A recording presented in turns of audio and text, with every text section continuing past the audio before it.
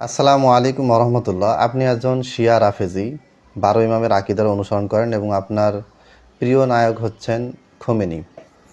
এখন আপনি 10 মাস বয়সের বা 12 মাস বয়সের বা 2 বছর বয়সের মানে দুগ্ধপোষ্য একটা ছোট্ট মেয়েকে আপনার খুব পছন্দ হলে আপনি তাকে মুতা বিবাহ করলেন। শিয়া ধর্মে এটা জায়েজ আছে।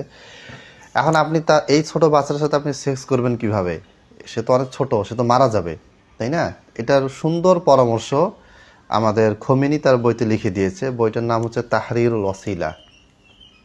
এই যে দেখেন, বানায় কথা বলতেছি না। তাহরিরুল ওয়াসিলা 2য় খণ্ড। এটা ফতোয়া টাইপের বই আর কি, এক কথায় মাসলাগুলি বর্ণনা করা আছে এই বইটাতে।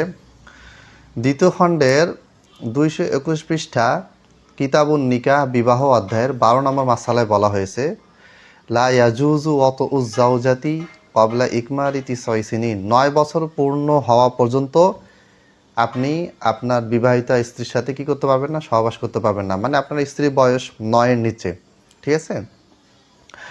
দাওয়ামান কানান নিকাহু আন মুনকাতিআন ওয়া আম্মা সাইরুল ইস্তিমতাআতি কাল্লামসি বিশাহওয়াতিন ওয়াদ দাম্মি ওয়াত তাফখিযি ফালা বা'সা বিহা হাত্তা ফির রাদিআহ।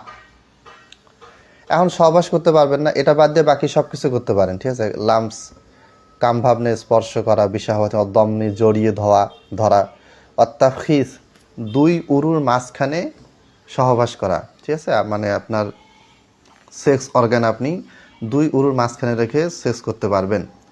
ফালা বাসা বিহা, এতে কোনো অসুবিধা নেই। হাত্তা ফির রদিয়া, এমনকি দুগ্ধপোষ্য মেয়ে শিশু হলেও, ঠিক আছে? এখন আপনি শিয়া ধর্মের অনুসারী, আপনি 6 মাস, 2 মাস, 5 মাস, 1 বছর বয়সে একটা দুগ্ধপোষ্য মেয়েকে আপনি বিয়ে করলেন। সেটা মুতা বিয়ে হতে পারে অথবা স্থায়ী বিয়ে হতে পারে। আপনি এখন কি করতে পারেন? ওই শিশুটার 2 রানের মাঝখানে আপনি আপনার সেক্স অর্গান রেখে আপনি কি করতে পারেন? আপনার মনের স্বাদ মেটাতে পারেন। তো এখন যারা ইরানকে ভালোবাসেন, খোমেনিকে ভালোবাসেন, তারা এই কাজটা করতে পারেন, কোনো অসুবিধা নেই। তবে আমাদের দৃষ্টিকোণ থেকে এটা হারাম, নিষিদ্ধ, খুবই জঘন্য গর্হিত কাজ।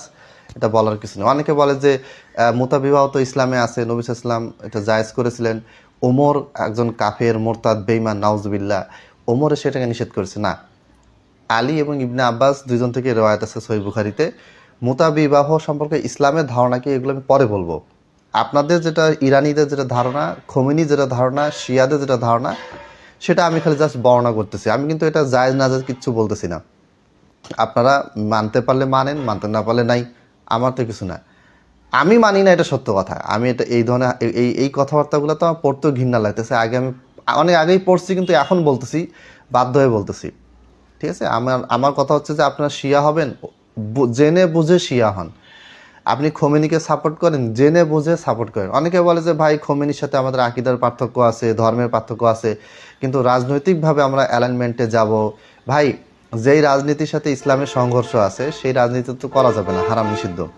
অনেকে বলে যে আপনি ধর্মকে কেন রাজনীতি টেনে নিয়ে আসেন? সেকুলারদের বক্তব্য হচ্ছে রাজনীতি আলাদা, ধর্ম আলাদা। তো কেউ যদি বলে যে আপনি কেন রাজনীতিকে ধর্মের ভিতরে টেনে আনতেছেন অথবা ধর্মকে রাজনীতির ভিতরে টেনে আনতেছেন, সে হচ্ছে সেকুলারি চিন্তাভাবনায় সে প্রভাবিত, অথবা সে পরিপূর্ণ সেকুলার, ঠিক আছে? ইসলাম মানেই তার একটা অংশ হচ্ছে রাজনীতি। আমরা বাংলাদেশের যে সংবিধানে আমি যে কথাবার্তাগুলি বলেছি, যে সংবিধানে সংশোধনী আসা দরকার, কিছু কথাবার্তা বলেছি, আমি কেন এই সংবিধানের এই পয়েন্টগুলোর বিপক্ষে বলতেছি? কারণ এটা আমাদের কি না, ইসলামের সাথে সাংঘর্ষিক। শেখ মুজিবের ছবি প্রতিকৃতি টাঙ্গাতে হবে, এখনও সংবিধানে আছে। আমাদের বর্তমান প্রধানমন্ত্রীর এই শেখ মুজিবের ছবি টাঙ্গায়ও না, আবার এটাকে বাদও দেয় না। কী চিন্তাভাবনা উনি করতেছেন আল্লাহ ভালো জানে, পরে হয়তো জানা যাবে। কিন্তু এই কোনো ছবি টাঙানো, সৌদি আরবে বাদশাহ ফয়সালের ছবি টাঙানো আছে, এগুলো হারাম, নিষিদ্ধ। এগুলো ইসলামে জায়েজ নয়।